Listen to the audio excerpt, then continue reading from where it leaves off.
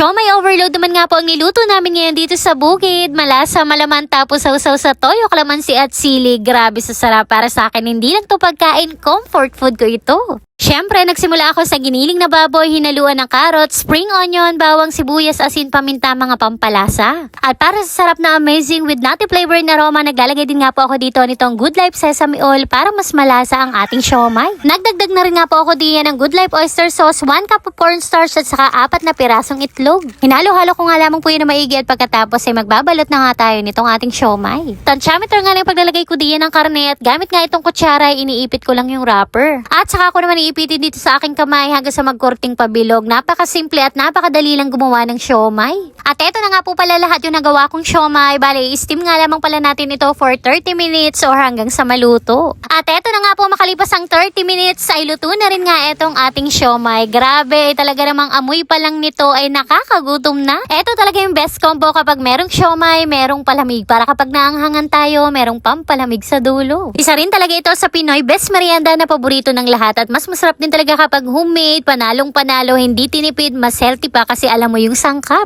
At ang pinakadabas na nagpapasarap walang iba kundi ang sawsawang toyo, Good Life Sesame Oil at kalamansi. At kahit sa simpleng siomai, nagiging espesyal dahil sa anghang, asim at linamnam. Kaya kung nag-crave din kayo bigla mga mare, it's time na para gumawa ng homemade siomai.